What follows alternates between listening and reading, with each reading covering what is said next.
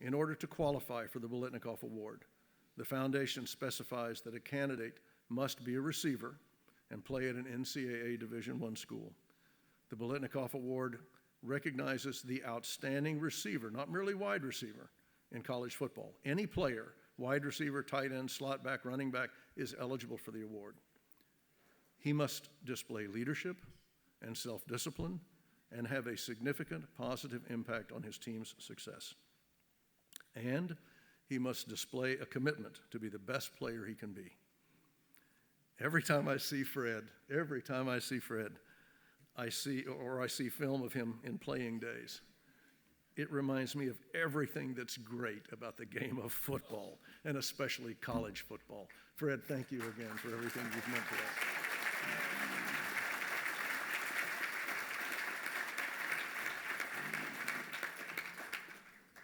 Our two runners-up this year are superior players and worthy of comparison to Fred Biletnikoff, which is quite an assessment considering Fred's 6 Pro Bowls, twice named first-team All-Pro, and Super Bowl XI's most valuable player. But there's no doubt about the quality of the competition among this year's Biletnikoff finalists.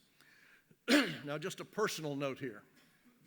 I was disheartened that a young man named David Sills V did not make the cut this year to be considered among the top 3 for this prestigious honor. Last year, he was one of the runners-up, and I hope for the best this year. He made All-American in 2018, playing for the West Virginia Mountaineers, and I am a native West Virginian many years ago, but nonetheless. I mean, I graduated from Florida State, but my DNA is more in line with the Clampett family, you know, Uncle Jed, Jethro, Ellie Mae. And despite what you may think you know about my people, that we're inbred, we're heavily armed, and we drink, be that as it may, please try to understand our disappointment in the David Sills V outcome. Anytime we have one of our own so high class that they carry the Greek numeral with a 5th after their name, that's got to be a proud step up for us. And we just know there's got to be some money there somewhere. Our two runners-up this year are Andy Isabella of the University of Massachusetts Minutemen and Tylan Wallace of the Oklahoma State University Cowboys. And of course, our last year's Biletnikoff Award recipient, James Washington, was also from Oklahoma State. Andy Isabella graduated from UMass with a degree in mechanical engineering and as a first-team consensus All-American and winner of many regional Gridiron Club awards. Andy is looking forward to the NFL. Last year, he led the nation in receiving yards, including 6 games with at least 100 yards and 1 game with over 300 yards. His 2018 total was 102 receptions, almost 1,700 yards, and 13 touchdowns. Tylan Wallace of the Oklahoma State Cowboys enjoys a close relationship with last year's Biletnikoff winner, James Washington. They exchange text messages often, and in fact, Washington even sent him a text image of his own massive Biletnikoff Award ring as a motivator for this season. And then Tylan sat there and watched you, Jerry Judy, win the award. Now, in fact, Tylan is actually 3 weeks younger than our current award winner, Jerry Judy. So next year, they're both coming back, and the competition should be entertaining.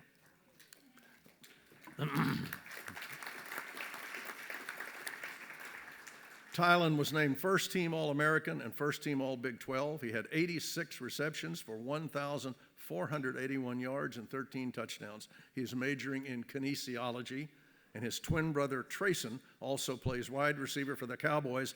Let's see our 2018 Biletnikoff Award runners-up in action now. Puts the arm, throws down the middle. Isabella makes the catch to the right sideline. 30, 20, 10, 5. They won't catch him. Touchdown, Andy Isabella. And a thrower throws back to the right sideline. It's caught. Isabella shoots, makes the defender miss, escapes and runs in. His 3rd touchdown of the day.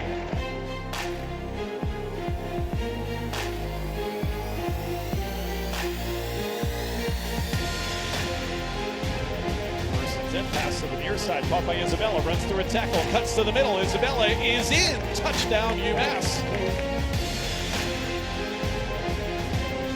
out of the shotgun, takes the snap, rolls to his right, dumps it short to Isabella. On the near side flat, makes the catch, gets the edge to the 5, now into the end zone, touchdown.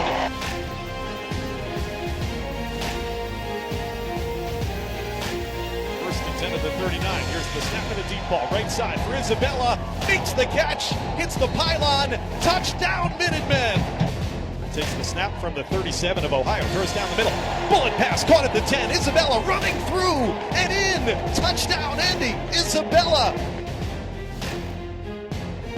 Coleman looking deep, lobs it deep. Right side, Isabella's got it at the 5, into the end zone. Touchdown. First and 10, goes with a play fake to Young, loads the arm, throws one deep down the middle. Isabella running, makes the catch. In stride at the 45, puts on his feet to the 30, to the 20, cuts far side, 10, 5, touchdown!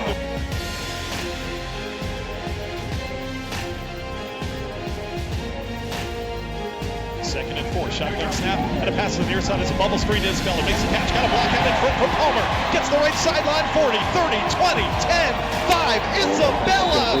Touchdown, Minutemen! There is indeed a tremendous tradition of great wide receivers at Oklahoma State. We warned you, such great ball skills, and this is where Wallace is dangerous to be able to run away from people. The king of contested catches does it again.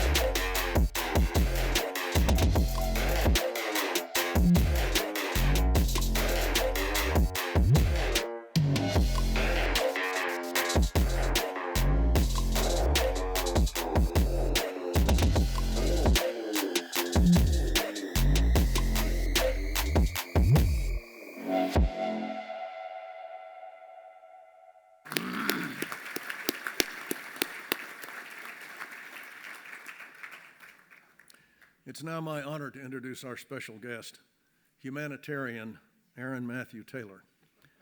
He was a, where do you hear this? My middle name, it always gives me trouble.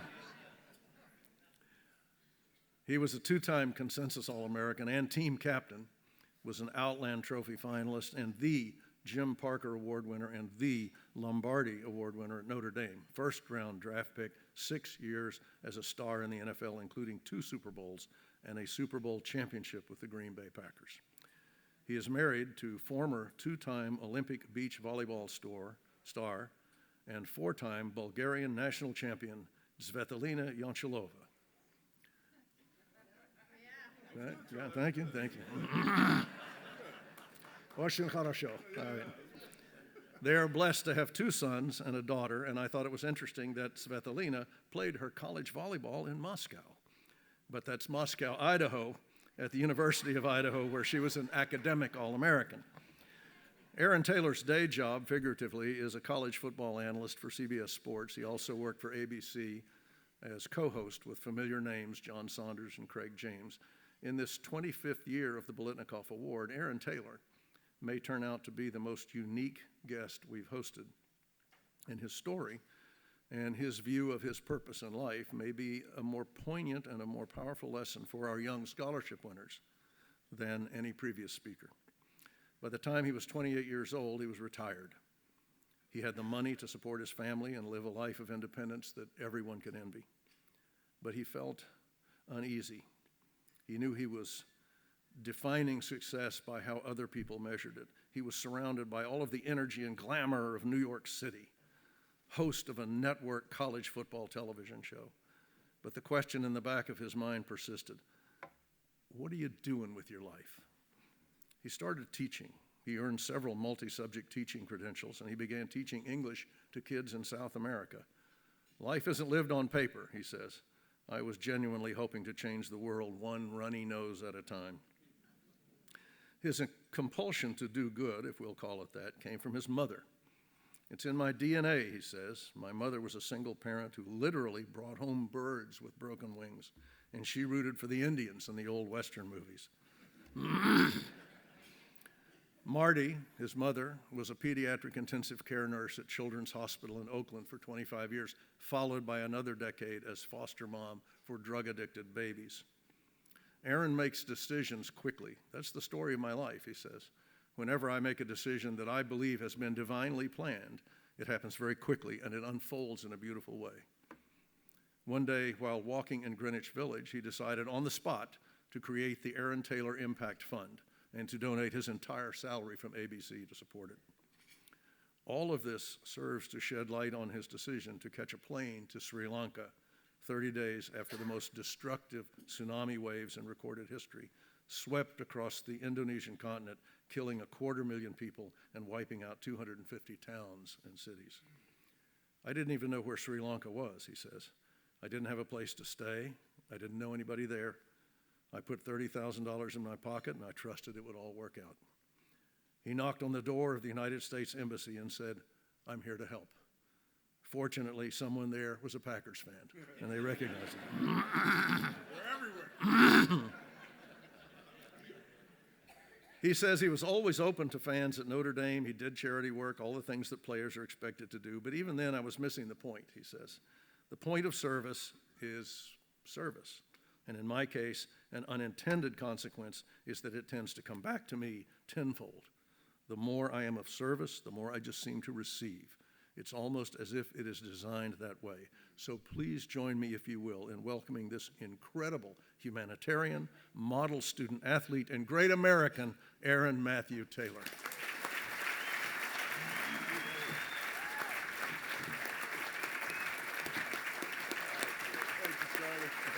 That was pretty good, man.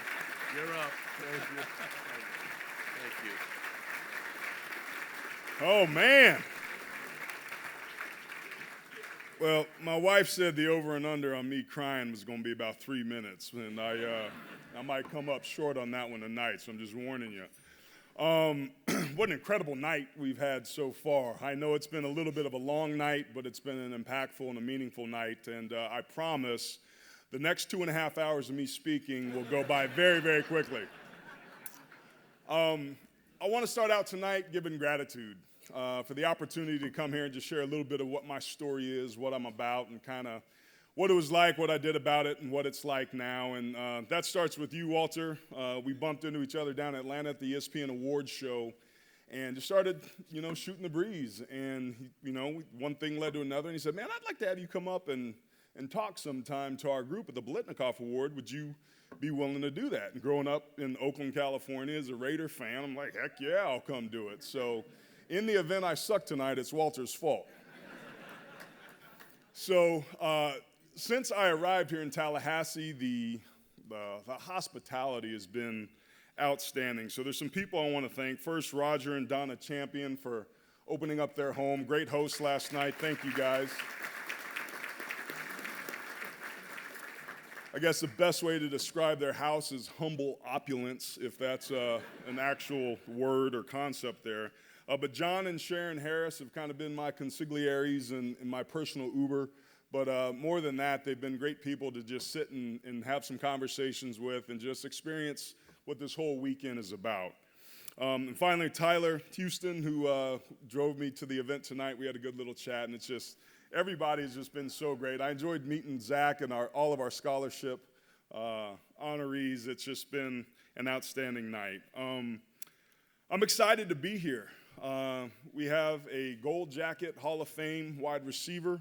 We have Fred Biletnikoff. Yeah, let's give it up.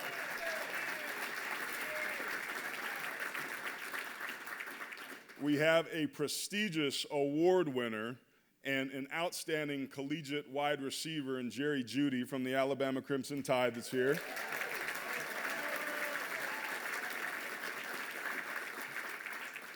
And you have what should have been a 1993 national champion Notre Dame alum, but we won't talk about that. We all know what happened there, okay? Yeah. You know I had to get that one in. But as much as it's about football and as much as it's about accomplishments, tonight is really about much, much more than that. And when you strip away this great ballroom and this incredible event and this food and the fun and the laughter that we've had, these incredible stories, this is really about a celebration. Tonight is a celebration of the human spirit and what's possible when hard work and opportunity collide. Each and every one of those stories that I heard had some unanticipated occurrence that happened, that wasn't expected, that knocked them to their knees of some sort. And those are the things that we can't control, what happens to us. But we have infinite control about what we do about that. And that is the human spirit that Fred Biletnikoff embodied as one of the greatest receivers of all time, that Jerry Jeudy is embodying right now as one of the greatest receivers and last year's best receiver. But it's also what the scholarship award recipients and all of us represent on a certain level as well. Each of us is fighting a battle that no one has any idea about. And when you break it all down, life isn't about what we accomplish and the awards we get. It's about who and what we become in that process. That's what this deal is about. That's the human experience. It's about transformation, about starting here, figuring it out, and somehow, some way, ending up here. And we're not all born in the same way. It's not always even or fair. But there is a path to success for each of us as long as we have unusual clarity about what it is we want in our lives. I was struck by Jerry Jeudy talking to me earlier today over lunch and saying he wrote down his goals this year. I said, did it surprise you, the success that you had? He said, well, not really. I wrote down the goals, and man, lo and behold, each one of them started coming true. That's real. There was a Harvard Business School review. Walter, you might know this. You went there, right? You got some Ivy League in them. I think there's less than 3 people in this country have stated written goals. And those 3% control 97% of the wealth. Now, that's only significant in the sense that my guess is some of those goals were tied to that wealth that they accrued. And again, it's not about what they got monetarily. It's about the possibility of when we set our minds to things, whatever that is, that it is possible. And that's what these 16 young men and women, to me, represent, about what's possible when we set our mind to accomplishing something. I'm thinking about the sport of football, right? And when it comes down to it, it's a people game. It's about people and moments.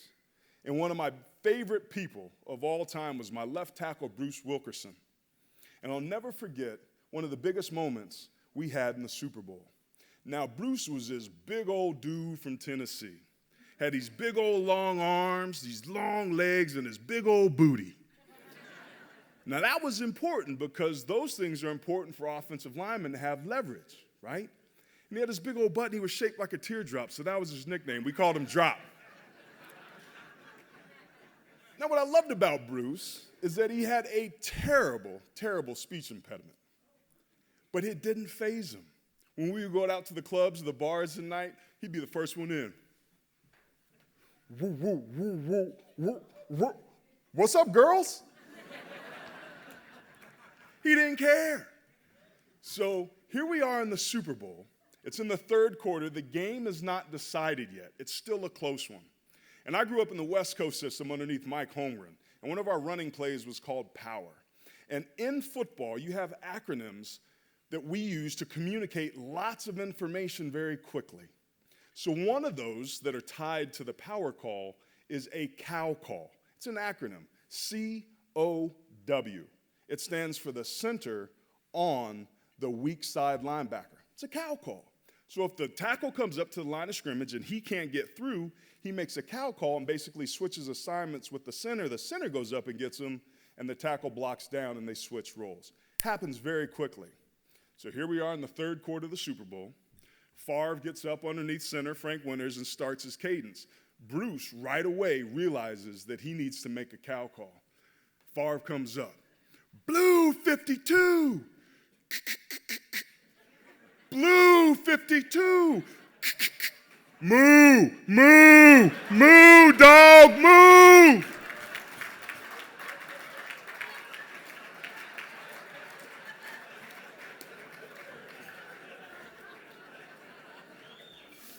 That's a true story. That actually happened.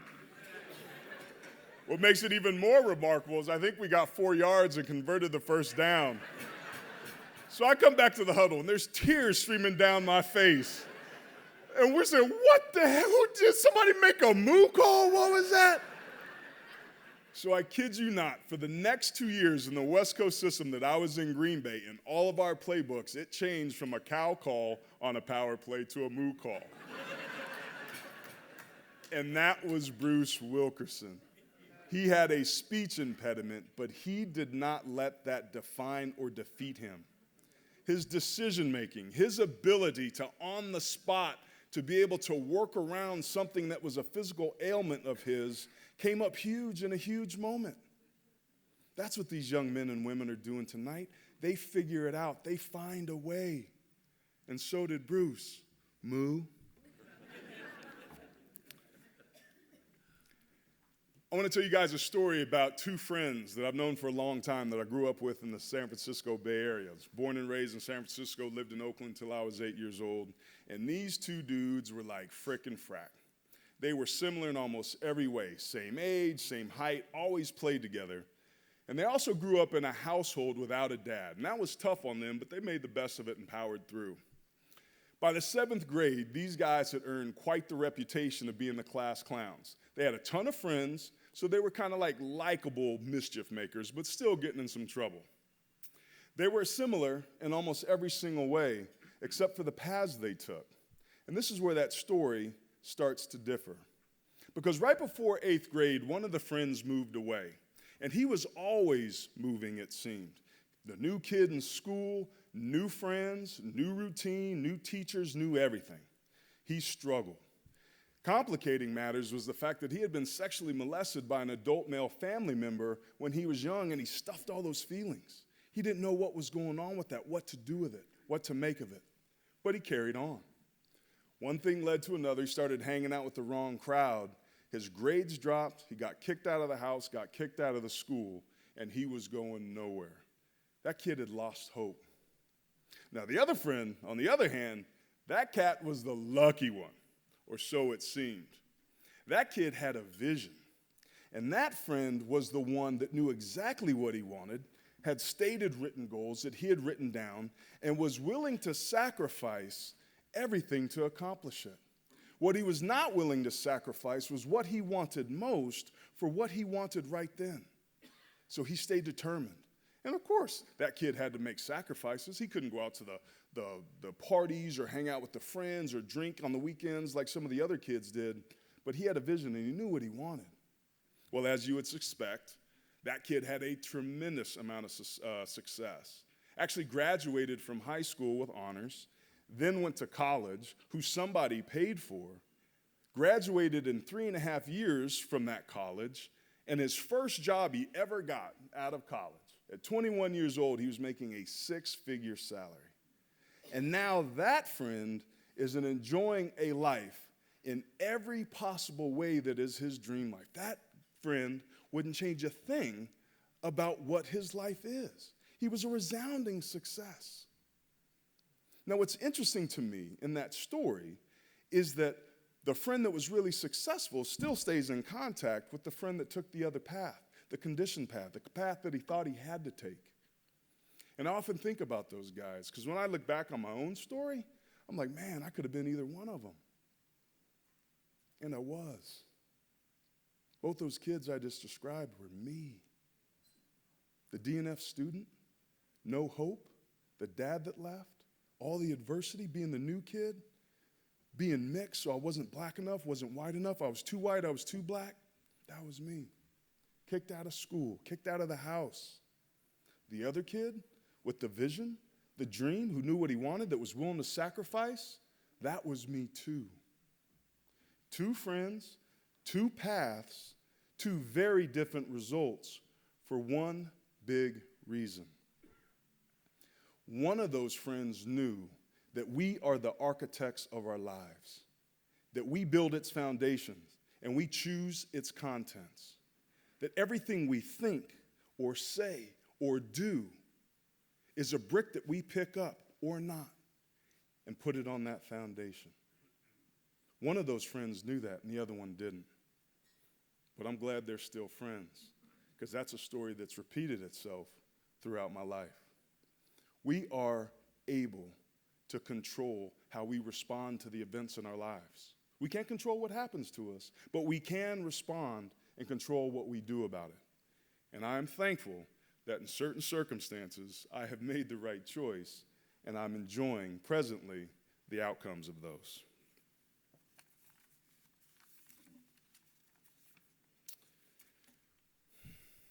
I want to tell you another story about accountability. And this one involves Lou Holtz. Now, I know some of you guys know my old coach, Lou Holtz, little funny guy with glasses with the lisp. I remember showing up at Notre Dame, and right away, he was really detail-oriented, right? We had Adidas, so it was a stripe on a stripe, stripe on a stripe, stripe on a stripe. Always harping about a stripe on a stripe, like, what's this little crazy dude yelling at?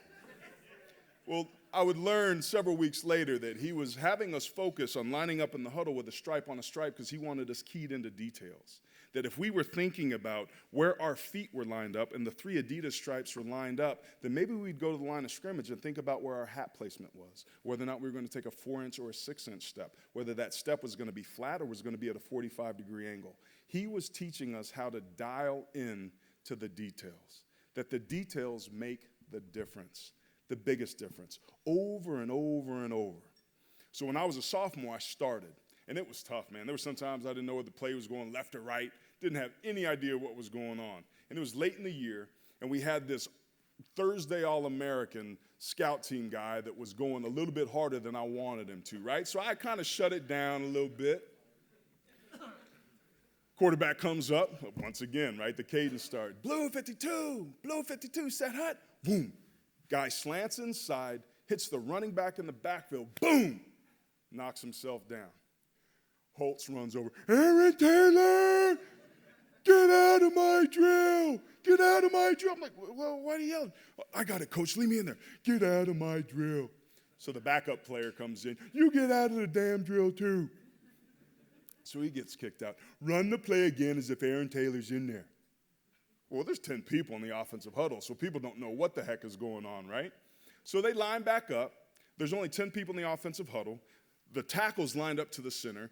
The defensive lineman's lined up next to the nose guard. Like, it's a mess. Line up exactly like the last play, and if a UFO came over and sucked Aaron Taylor out of the play. So at this point, I'm like, what is going on, right? Practice is starting to stop. People are looking at what's going on.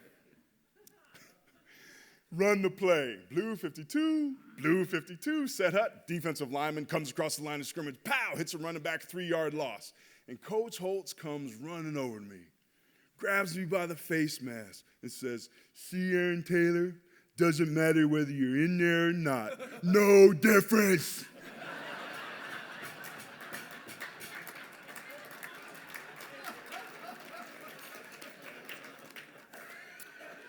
So, that was Lou Holtz.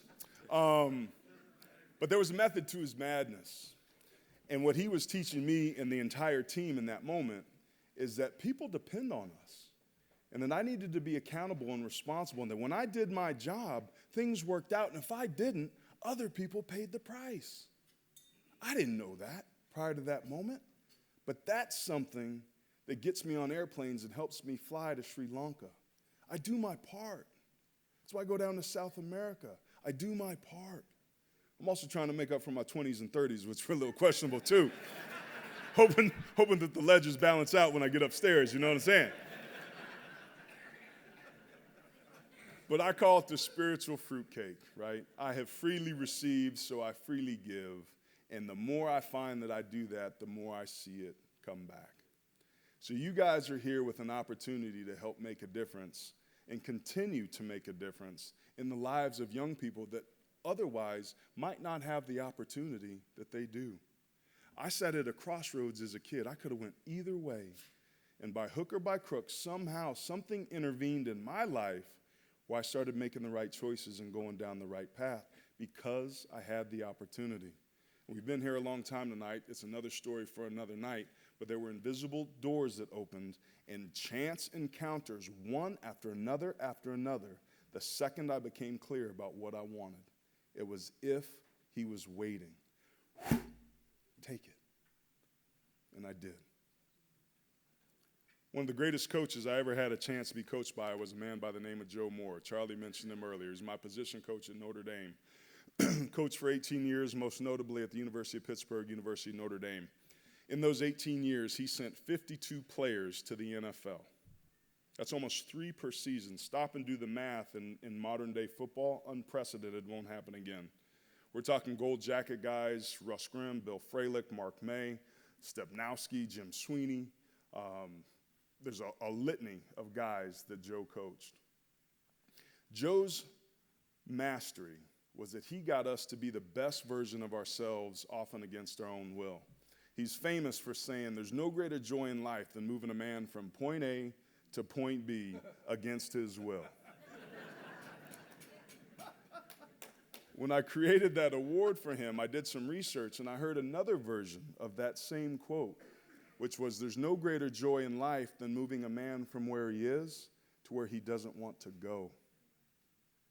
What I learned in that moment is moving the man from point A to point B against his will. That's what we did to the defenders. But moving a man from where he is to where he doesn't want to go is what he did for us. Joe was an unbelievable teacher. I'll never forget the moment. It was my sophomore year, and we had played Pittsburgh, and we only rushed, I think, for 275 yards. Well, Pittsburgh being his old school, I think he wanted 475, and that might not have been good enough. So we go in to watch the film. He says, go out to the field. And you better tape your knees, you better tape your elbows, you better tape your neck, you better tape everything you got because you're going to need it. Boom. So we go out to the practice field 3 hours before practice is supposed to start. And we walk out there. The entire scout team defense is out there. He had us line up tackle to tackle. We had a defender on one shoulder, another defender on the other shoulder, who on the snap of the ball were instructed to drive straight down at the ground. We had a linebacker that was in a 2-point stance who was instructed on the snap of the ball to, I kid you not, kick us in our heads. And our job was to block them. And his theory was, if you don't want to block on Saturday, we're going to block on Monday and Tuesday and Wednesday and Thursday and Friday. So Lindsey Knapp was our left tackle. And I kid you not, he must have did 25 or 30 reps in a row.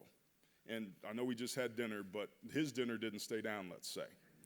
It was, we were helping him up. He was getting driven back 10 yards. So then it was my turn. And, I was kind of hip to the game. I was like, man, if I just give him everything I got and, make a lot of noise, he's going to let me off the hook. Buddy. So in that process, you'd appreciate this, Fred. In that process, he looked at me and goes, Taylor, you give me everything you got for 5 and you're done. So I'm like, all right, man. I buckled it up.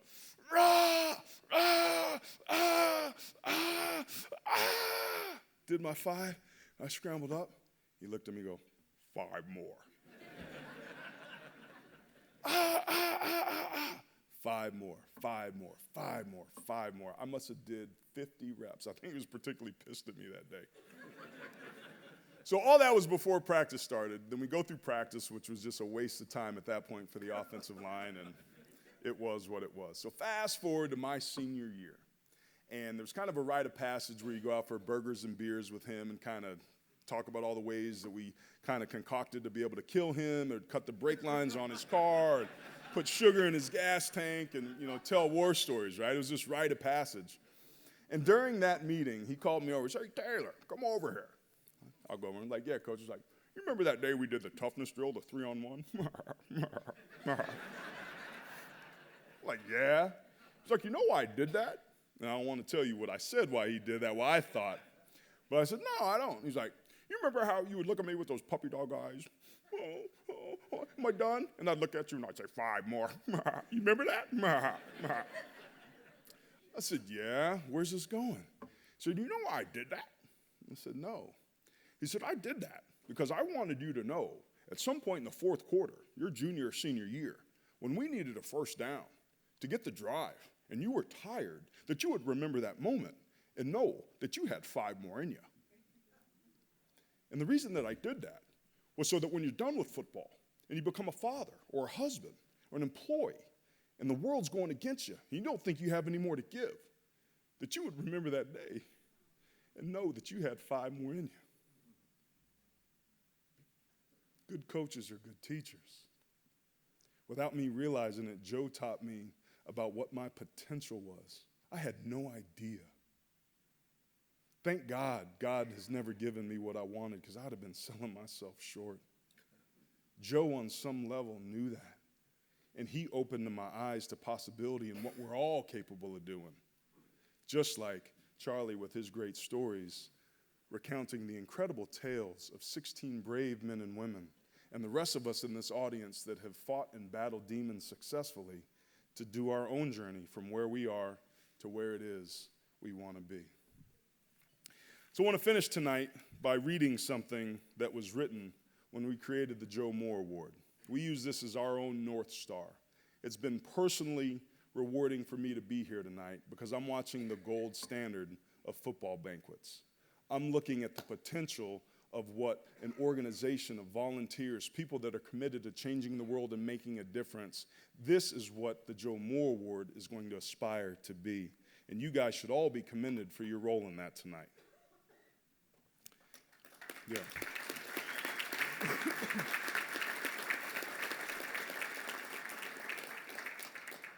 So this is the credo. This was our North Star. It was a blank piece of paper. I wanted to find a way to memorialize permanently on the landscape of college football a man that meant a lot to me and to so many others. Teamwork.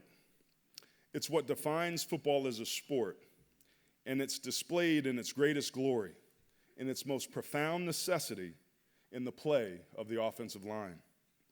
For it is there that individual achievement only matters if the entire unit is performing. When we execute together, great things happen. But if one player missteps, the rest of the team pays the price. That idea, along with hard work and the willingness to strive to be your best, embodies what Coach Joe Moore instilled in his players. But it's about more than football. It's about how we live our lives, how we contribute to society, how we participate in the realization of great things. Teamwork is a bond. It's a promise. And it's a commitment to put the greater good above ourselves. It's the greatest form of individual achievement because it requires total sacrifice, of focus, of effort, of ego. The road to success requires an unwavering commitment to purpose that creates an unbreakable bond between each of us.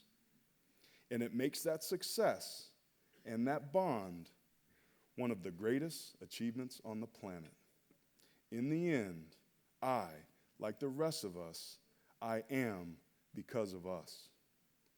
I want to thank you, ladies and gentlemen, for giving me the opportunity to share a little bit of my story and to participate in the future stories of what's possible when people come together for the greater good. Thank you.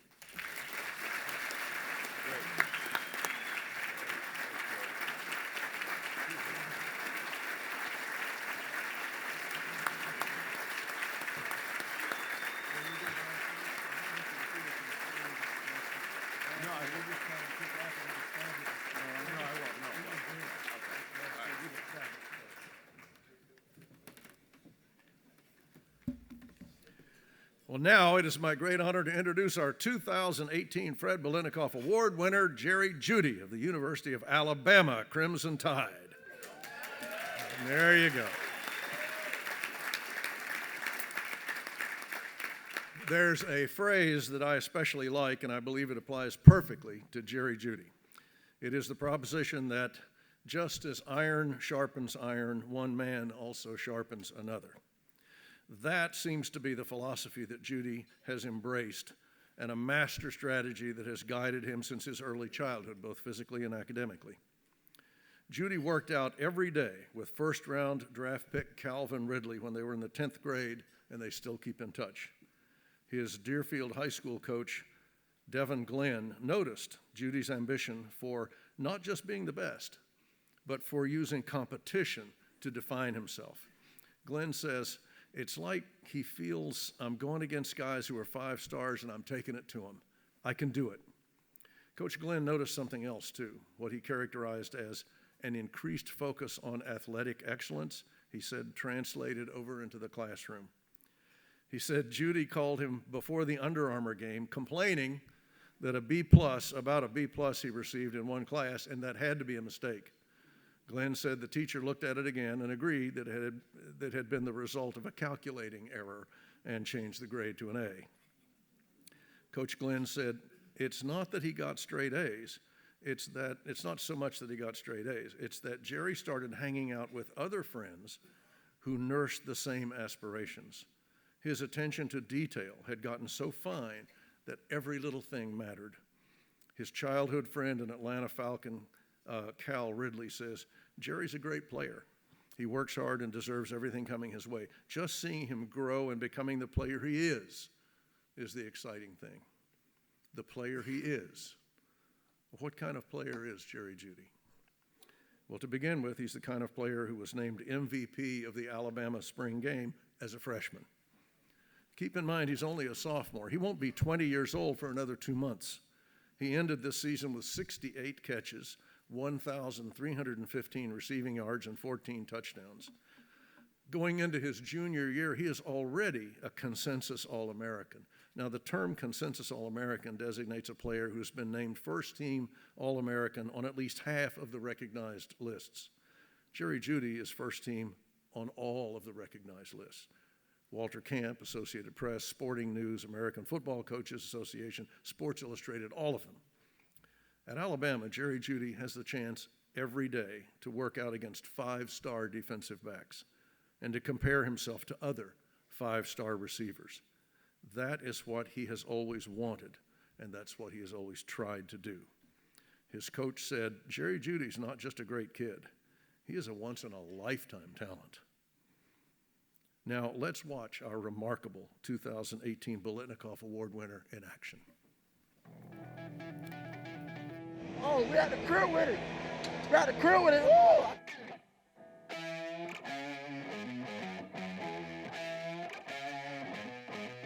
Yeah. You ready? Hey. Let's go.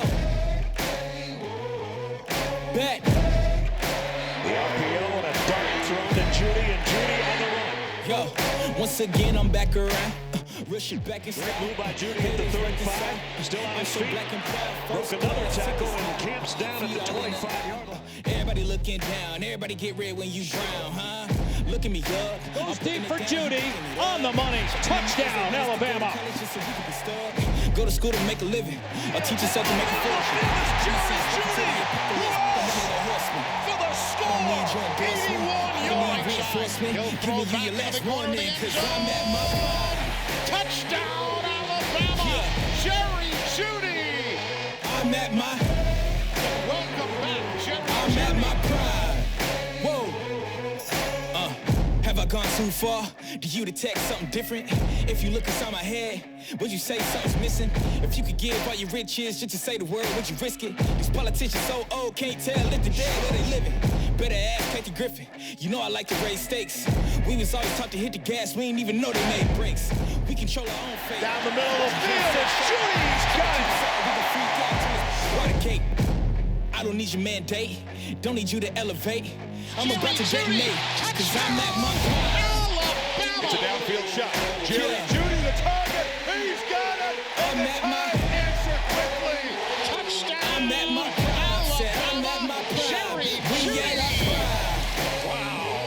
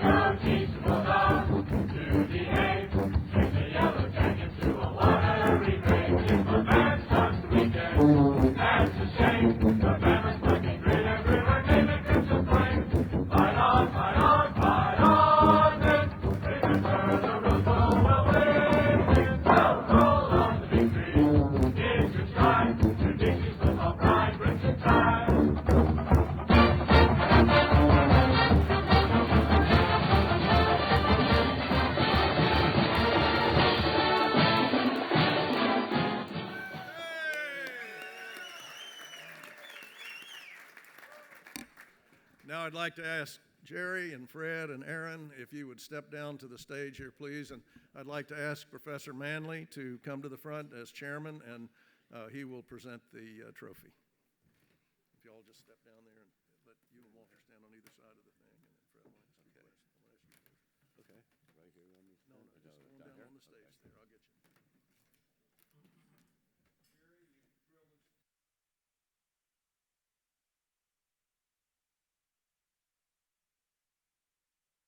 With the best defenses.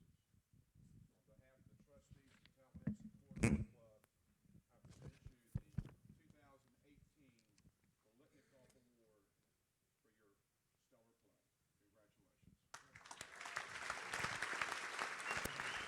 Congratulations.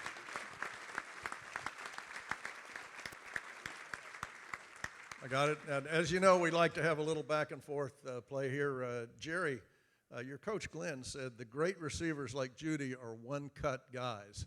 What does that mean, to be a one-cut receiver?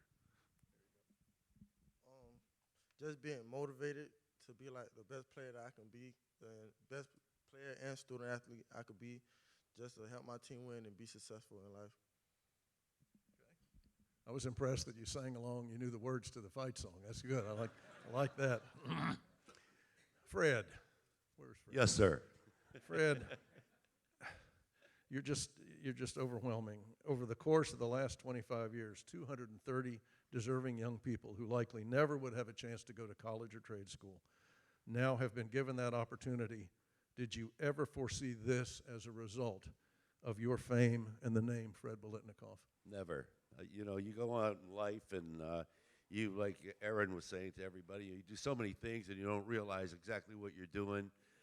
You don't know how to get results, but you want to learn how to get results. And then with something like this happens in your life and you're able to be part of it, and to see young women and men for the last 25 years come through this dining room here, it's amazing. It makes me feel great. No, you are great, Fred. And we're Well, glad thank to you. have you here. And I just want to add one more thing. You know, you didn't play my highlight, but I just want to say I had rap music on my highlight film, too. All right. 1964 rap music, yeah. Jerry, this is kind of an interesting thing. You said you always wanted to compete, but ESPN said you're hesitant to talk about the comparisons, that you don't like to compare yourself. You don't like to talk about comparisons between you and other all-time great Alabama receivers like Cal Ridley and Amari Cooper. Now that you've won the Biletnikoff Award, are you comfortable to be in that company? Yeah, it's always great to be compared to one of the great receivers that came to Alabama like Coop and Calvin Ridley. But right now they doing great things at the next level, and that's my goal right now to do what I could do right now, be where my feet are, and the next level we can compare to all that. You know, I told you I was going to ask you about Tylan Wallace. Tylan Wallace is the young man at Oklahoma State who finished number 2, and both of you are coming back as juniors. And I just figured if you have any message for Tylan in the proper competitive, spirit, of course, something we could pass along to him, since he got the image of that Biletnikoff ring sent to him. Just to always work hard and stay focused and on the right track, and there's always something that you can always work on to get better and improve, and just never be complacent, because there's always something to improve on. That's always good.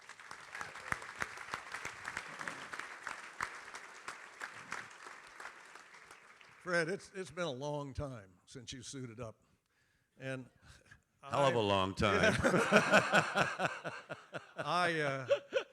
I wanted to just comment on what's changed on the field since you were MVP of Super Bowl 11 in 1976. Is the receiver position that you defined still just a matter of beating the defensive back? Nobody catches these guys from behind anymore. I got caught from behind all the time. But no, watching these guys play Aaron and I were looking when Jerry was up here looking at his highlight and the other 2 finalists. It's just amazing what these kids do on the field. It's just from, week in, week out. When you watch these college games, like Jerry looks like, he's played in the NFL 3 or 4 years already. And that's what the maturity he has on the field. And it's amazing. And all these kids show that. It's just a whole different world with athletes now, especially wide receivers. And, I mean, the catches they make, it's amazing. And they don't use stick 'em either. But no, it's just amazing now, Charlie, the athletes you see out there and what these receivers can do out in the field. And watching somebody like Jerry is just amazing. It's just, I mean, you really have to have a lot of admiration for him. And not only that, the biggest thing is, it's nice that, Jerry was able to win the award, and we all love it because he's a great receiver. But you know what? Everybody has to realize, too, what I like about it is knowing the work he had to put in to be able to win this award. And that's what really amazes me the most. Yes. I got a chance to just briefly discuss this with you, what we talked about earlier. Aaron played in the classic 1993 game at Notre Dame versus Florida State. It was the first. No, this is actually going somewhere. So it was the first so-called game of the century. That's where that phrase came from. Number 1 FSU versus number 2 Notre Dame. It was the first on-location broadcast of College Game Day. The national hype and build-up was unbelievable. That year, Charlie Ward won the Heisman. Aaron won the Lombardi Award. Tremendous players.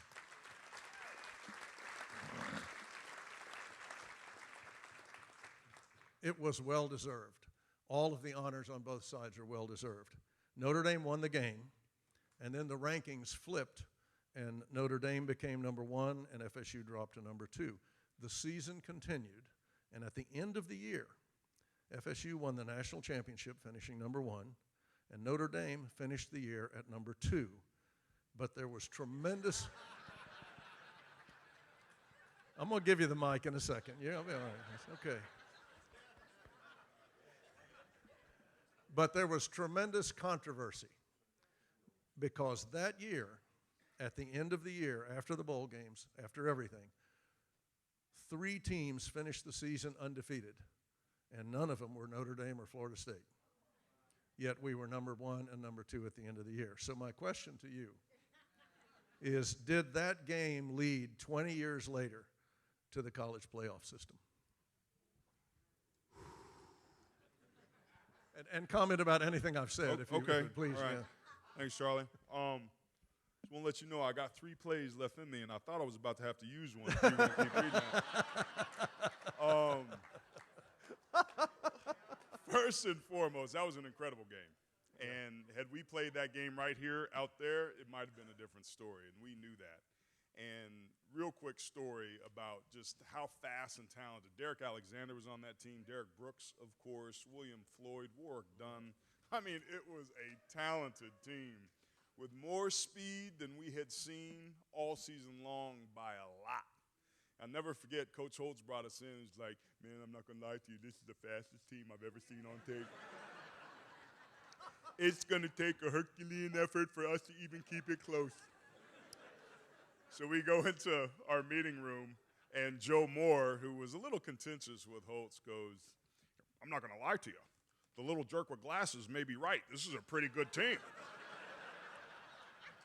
They fly around. They run sideline to sideline. So, well, let's see what happens when we hit them in the mouth. And that was our game plan, was to run at them. And we won a squeaker. And that game was a game that could have went either way. There's no question that there was controversy and disappointment on our side. We finished with the same record. We won head-to-head. We both won our bowl games, yet Florida State was awarded the national championship. Bobby Bowden's first. Give it up. Give it up. I think without question, that was probably the straw that broke the camel's back that started the narrative of college football needed to decide its national championship on the field. So very shortly after that, it was the Bowl Coalition, then the Bowl Alliance, then BCS1, BCS2, which eventually led to what we have now, which is the college football playoff system. So indirectly, And unfortunately, I think without question, Charlie, that game had a lot to do with what we now, all as fans, get a great opportunity to enjoy. And hats off to the 93 Florida State team. They were an incredible team and very worthy of the national championship. All's well that ends well, right? I guess. I want, as long as we have Fred and you here, both here, and both of you had long, successful, fabulously successful careers in the NFL. Do you have any advice that you'd like to give young Mr. Judy as he continues his spectacular career at the University of Alabama on his way to the NFL? I don't know what you were doing last year, but just keep doing it. No, we talked briefly earlier. They're already working out. I don't know if Florida State's working out yet, but Alabama's already working out, running and everything. So I hope Florida State's will running too. But no, just you know what? Repetition is the most boring thing in the world. But when you're an athlete, if you don't have a program set up for yourself, and you don't go from here and jump all over the place, it's just repetition day after day after day. It gets boring. It gets you drive yourself crazy. But obviously, that's what you have. You have repetition in your life, and you're in being an athlete, being a receiver. Just keep up that repetition. Listen, when you're out there catching passes, it never gets boring. All right. So good luck this next year. We'll look forward to seeing you being here again. We need another double winner. All right.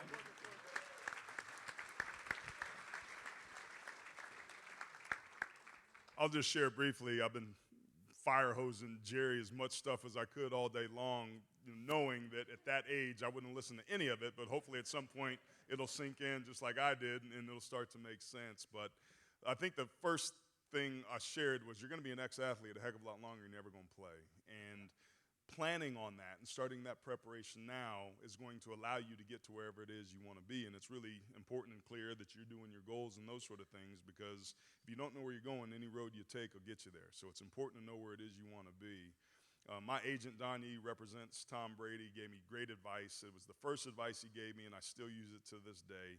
And it's that make sure that the money solves your problems and doesn't create it. You buy things that appreciate, lease things that depreciate. You can live like a king for 10 years or a prince the rest of your life. Like those fundamentals. I didn't have to understand standard deviations of risks and laddered bond funds and all that stuff. I just had to make sure that I kept that right mindset. And on the back end of it, just to introduce this to you now really quickly, what we all miss is this incredible feeling of significance that we played when we played. And I call it the 4 pillars of fulfillment. Football gives us an income, it gives us an identity, it gives us a sense of significance, and it gives us purpose. And we get all those things in one occupation, something that we're good at, something that we get paid extremely well for, and something that we love to do. That is a rarity. So when that goes away, we often struggle in retirement. So I've had to kind of piece that together with income and identity on TV and purpose and significance doing the stuff that you heard me talk about doing here. That's given me a chance to kind of recreate how good it was when, we played. Fred played a lot longer ago than I did, ladies and gentlemen. I just want to make that crystal clear. But those things and surrounding yourself by good people, you got the right head on your shoulders. We heard Charlie explaining, the books you read, the people you hang out with, and the things you do and the people you surround yourself in your life are the greatest influences that we have. So if you can find that balance between staying hungry but also enjoying the ride along the way, and that's an elusive sweet spot, but that's the goal. That's the one thing I could change if I went back. I didn't enjoy the moments more. I don't think I knew how to because I was so driven about what was next. So if you can maintain that hunger and that drive, but stop and smell the roses, even if it's for 30 minutes, keep that in mind as you move forward. You won't regret it. Thank you. Wonderful. As we close out our program this evening, I want to call once again on Professor Manley. You're chairman of the selection committee, and over the last 25 years, you have come to know almost all of the 635 voters personally. Why Jerry Jeudy as opposed to somebody else? Why do you think they picked him as opposed to the others who were very, very great players? That's a good question, Charlie. over the last 16 years by any metric, that is recruitment, performance on the field, and specifically the NFL draft, the SEC has been by and away the most dominant conference in college football. The SEC has had over 200 more drafts in just the last 15 years of players. And if you look at the quality of the drafts, they are playing on Sunday for their teams. And the SEC, if you look at the first 2 or 3 rounds over the last 7 years, the SEC not only dominates in total number of drafts, but in defensive players. So that's what you've got to look forward to. And you've done so well so far. But I would say that our voters recognize that the SEC is brutal in defense. It's like the ACC in basketball defending home court. Thank you. Thank you. I hope you've enjoyed this evening's entertainment. Congratulations on 25 years. If you have not already made your pledge of support, please do so by filling out your pledge card on the table. Please drive safely, and thank you again for all of your support.